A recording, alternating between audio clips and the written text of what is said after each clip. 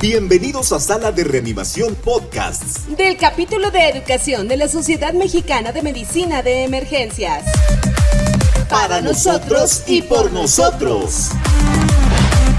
Aquí hablaremos de temas de interés sobre la práctica clínica diaria en las salas de urgencias. De una manera amena, fácil y práctica.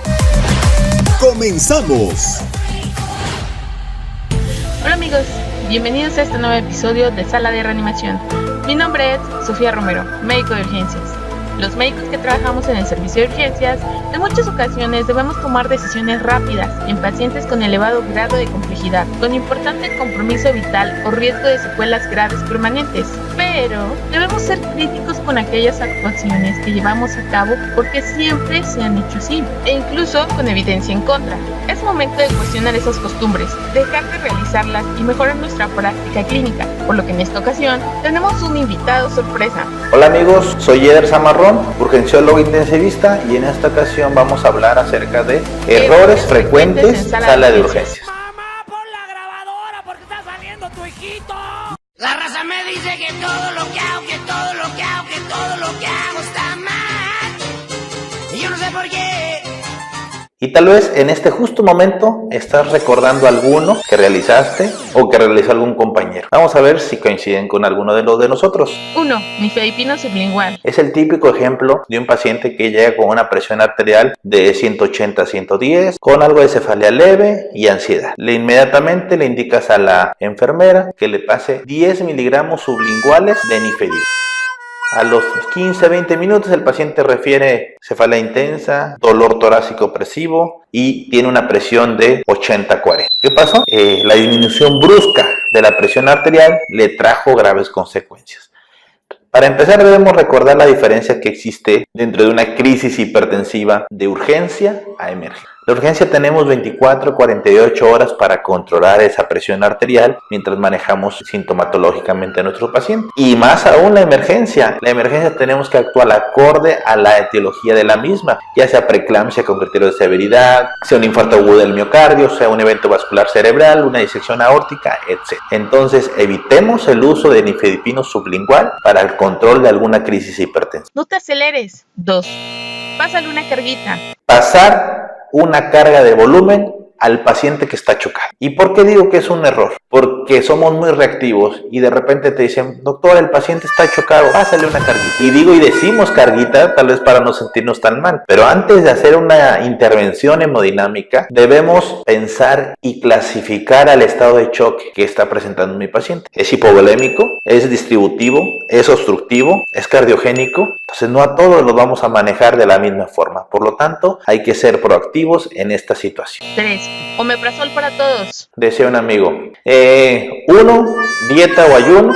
2, omeprazol. Ahora sí, ¿qué medicamento le pongo? Recordemos que los protectores de mucosa al final de cuentas son fármacos y actualmente menos es más. Es una frase muy común en pacientes críticos. Por lo tanto, debemos de administrar protectores de mucosa solamente en los pacientes de forma terapéutica, no de forma profiláctica. 4. Esteroides en traumatismo craneoencefálico. Esteroides a los pacientes con un traumatismo craneoencefálico o un paciente neurocrítico. Muy común que paciente con un hematoma epidural traumático se hacen las medidas escalonadas para manejo de la presión intracraneal que la tiene aumentada y llega algún compañero o algún otro especialista y dice dexametasona 8 miligramos intravenosos cada 8 horas. Y entonces sabemos que no está indicado administrar esta situación, ni citicolina, ni muchas otras cosas que le dejan caer de forma rutinaria a este tipo de pacientes. Esto aumentará la posibilidad de sobreinfección bacterianas a nuestros pacientes. Entonces tratemos de evitar esta situación y además de mayor descontrol glucémico, entre otros efectos deleterios. 5. Esteroides en lesión medular aguda. Desde 1990, los estudios NACIS-1 se convirtieron en el estándar de oro en el uso de altas dosis de metilprednisolona en las primeras 8 horas después de una lesión medular aguda, pero en la actualidad, la eficacia de este tratamiento está ampliamente debatida. Los ensayos clínicos de NACIS-2 y NACIS-3 presentan importantes deficiencias metodológicas. Las actuales guías indican que la metilprednisolona no es un tratamiento estándar de la lesión medular aguda, sino solo una opción de tratamiento. Los beneficios son inciertos y la mejoría en la evolución neurológica es muy discreta. completa, mientras que, sin embargo, provoca efectos secundarios importantes: neumonía, sepsis, infecciones, hemorragia gastrointestinal, hiperglucemia e incluso la muerte. Así que piénsalo si lo vas a usar. 6. Furosemide. ¿Sabe qué, doctor? El paciente no está orinando. Ok. Pásale, ¿qué se les viene a la mente? Efectivamente, pásale furosemide. 40 miligramos. A algunos también se les viene a la mente la carga, ¿verdad? También puede ser, pero para todo queremos usar furosemide. Y así como en el estado de choque, la oliguria es un dato de hipoperfusión y debemos de ver por qué está orinando poco mi paciente. O si definitivamente hasta tiene alguna obstrucción en la sonda que se tapa, etc. Entonces volvemos a lo mismo. Debemos primero hacer un análisis antes de administrar alguna intervención. 7. Sonda nasogástrica a todos los pacientes con pancreatitis. Inclusive aunque sea una leve. Paciente no está nauseoso, no está distendido, les comento, no tiene un vómito incoercible, entonces ese paciente no tiene indicación de sonda nasogástrica. Inclusive la dieta se la podemos dejar de forma enteral sin necesidad ni de ninguna sonda. No seamos tampoco tan reactivos en toda esta situación. 8. Bicarbonato en pacientes con acidosis metabólica. La acidosis metabólica de brecha aniónica elevada es generalmente la anormalidad de pH más preocupante, pues refleja un problema potencialmente mortal, como hiperlactatemia, estado de choque, cetoacidosis diabética, intoxicación por alcoholes tóxicos, etc. Esto exige una investigación inmediata y a veces reanimación simultánea con líquidos. Sobre todo si el pH es menos de 6.9, debes de aplicar bicarbonato. Nunca antes. Por favor, evita la acidosis paradójica. 9. Laboratorios innecesarios. He visto tiempos de coagulación cada 8 horas. ¿Qué onda con la absurda idea de pedir pruebas de funcionamiento hepático, tiempos de coagulación, calcitonina cada 8 horas? No es posible. Ya ni en la vigilancia de la intoxicación por rodenticidas se piden con estos horarios. 10. Gasometría de rutina sin intervención. Cuando la tenemos en nuestras manos. Y luego, arterioscleroscopia. Tómela solo si es necesario realizar ajustes a la ventilación mecánica. Nunca de rutina. 11. Reacciones febriles. No deben emplearse para diagnosticar fiebre entérica por salmonela debido a su baja sensibilidad, especificidad y alto índice de falsos positivos. Dichas pruebas ya no tienen indicación en la actualidad. No tiene ningún rendimiento en ambiente ambulatorio, mucho menos en una sala de emergencias nos tendrá utilidad. Bye. 12. Transfundir a pacientes con menos de 10 de hemoglobina. Y lo hacemos hasta de forma rutinaria. Inclusive, algunos anestesiólogos, algunos cirujanos todavía tienen esa idea que el paciente crítico o el paciente que va a entrar a una sala de operaciones tiene que tener al menos 10 de hemoglobina. Y lo hemos visto. Y no pasa a los pacientes hasta que les pasan 2 o 3 paquetes. Sabemos que actualmente entre 7 y 9, casi todos los grupos de pacientes es suficiente para mantener un aporte de oxígeno adecuado. 13. Intubar sin reanimar. Así como tal, lo voy a decir, intubar al chilazo. Ese paciente que está inestable lo queremos intubar rápido, lo queremos intubar agresivamente porque le queremos salvar la vida. Y lo pongo entre comillas, porque sí, tal vez vamos a poder colocar un tubo orotraqueal a un paciente que ha muerto. Entonces, debemos tener siempre esa máxima que es reanima al paciente antes de intubarlo y ya cuando lo vas a hacer, realiza una secuencia farmacológica adecuada. Utiliza analgésico, opioide de forma adecuada, o utiliza un inductor adecuado, utiliza un relajante neuromuscular, intuba con guía, colócale un tubo adecuado, ten siempre plan A, plan B, plan C a la mano. Todo esto es importante porque por ahí hay un refrán que dice, ¿sabes qué? Me voy a arriesgar. Pues no te arriesgas tú, arriesgas a tu paciente. Entonces siempre debemos de tener mucho juicio para tomar intervenciones. 14. Oxígeno para todos los pacientes con infarto agudo al miocardio. La primera recomendación data del año de 1900, cuando se utilizaba el oxígeno suplementario basado en que puede mejorar la oxigenación del tejido miocárdico isquémico y reducir los síntomas isquémicos, el tamaño del infarto y la morbilidad y mortalidad consiguientes. Sin embargo, recientes estudios como Detox Dogs sugieren posiblemente efectos fisiológicos adversos, reducción del flujo sanguíneo coronario, aumento de la resistencia vascular coronaria y producción de especies reactivas de oxígeno que causan vasoconstricción y lesión por repercusión. La American Heart Association, en sus recomendaciones de 2015, concluye que la evidencia disponible es débil. Por ello, aconseja no administrar oxígeno a los pacientes con sospecha de síndrome coronario agudo, normoxémicos, en cualquier contexto, prehospitalario, urgencias, hospitalización intensiva. Solo se indicará si la saturación arterial de oxígeno es menor del 90%, con un nivel de evidencia 1B. Es importante recordar que el oxígeno es un medicamento y al igual que cualquier medicamento que recetamos a los pacientes, tiene posibles efectos secundarios significativos. 15. No hiperoxigenar después de un paro cardíaco respiratorio. La hiperoxemia agrava la lesión de reperfusión sobre el cerebro y otros órganos. En este sentido, se ha demostrado que la recuperación cerebral mejora cuando, una vez que se consigue el retorno a la circulación espontánea, inmediatamente después del RCP se cambia de una ventilación con oxígeno al 100% a una estrategia ventilatoria guiada por una saturación arterial de oxígeno entre el 94 y 98%. Por favor, no dejen a los pacientes con una FiO2 al 100%. 16.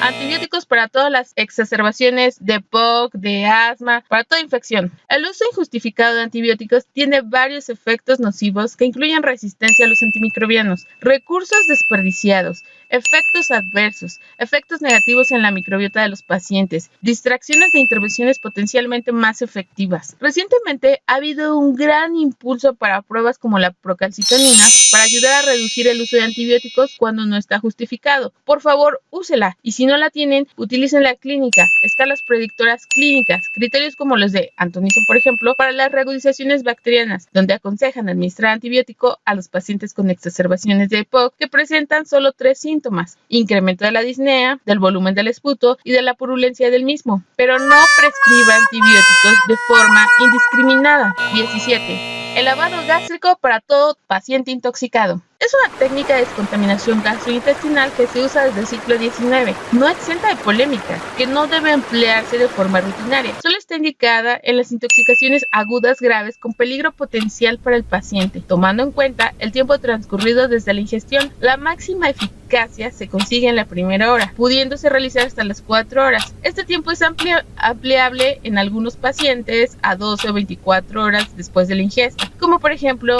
en fármacos anticolinérgicos, narcóticos, fármacos con cubierta entérica o de acción retardada. Además, se debe realizar con una sonda orogástrica de Faucher. Pero también recuerda que está contraindicado en pacientes con disminución del nivel de conciencia, sin vías respiratorias protegidas, ingestión de cáusticos, álcalis fuertes, estenosis esofágicas, ingestión de hidrocarburos, fosfuros, sustancias poco tóxicas en pequeñas cantidades, alcoholes con más de media hora de ingestión, ingesta de objetos punzocortantes, cirugías gastrointestinales recientes. Ten cuidado. 18.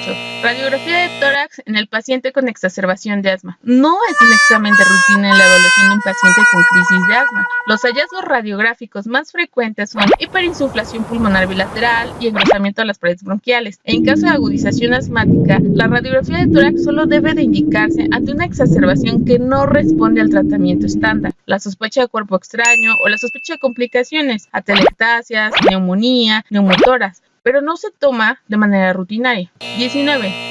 La vía intramuscular y el uso de ambulatorio de antibióticos, corticosteroides, antiinflamatorios y vitamina B. Las revisiones que se han realizado concluyen que la vía oral ha demostrado ser tan eficaz como la intramuscular y se considera de primera elección en los casos de antibióticos al tratamiento ambulatorio de la neumonía y de la mayoría de otras infecciones bacterianas. La vía intramuscular en general está indicada en pacientes con náuseas, vómitos, diarrea o deshidratación. También está indicada cuando es preciso asegurar la toma del medicamento ante la imposibilidad del uso de la vía oral o si el paciente no colabora. De forma específica, se recomienda la vía intramuscular en la administración de antibióticos frente a Neisseria gonorrea, Treponema pallidum, en la faringoamigdalitis producida por el estreptococo ABT hemolítico, cuando la vía oral no puede utilizarse, y para la adrenalina en caso de reacción anafiláctica, pero no es siempre la vía de primera elección en un paciente ambulatorio.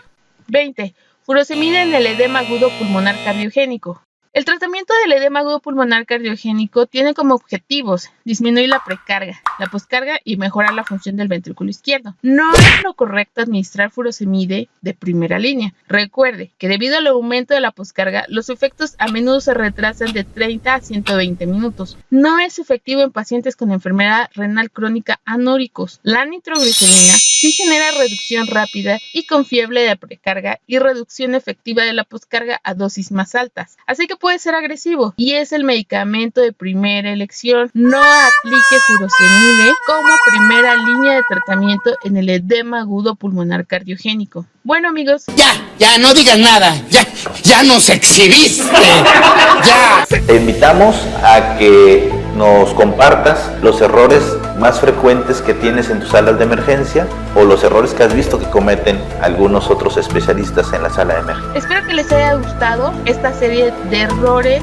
en la sala de urgencias. Pero esta es tu oportunidad de verificar qué es lo que estás haciendo, analizarlo y cambiarlo. No hagamos siempre las mismas cosas, no cometamos siempre los mismos errores. Como bien dice un dicho, de los errores siempre se aprende más. Espero que nos acompañes en la siguiente emisión. Saludos y hasta pronto.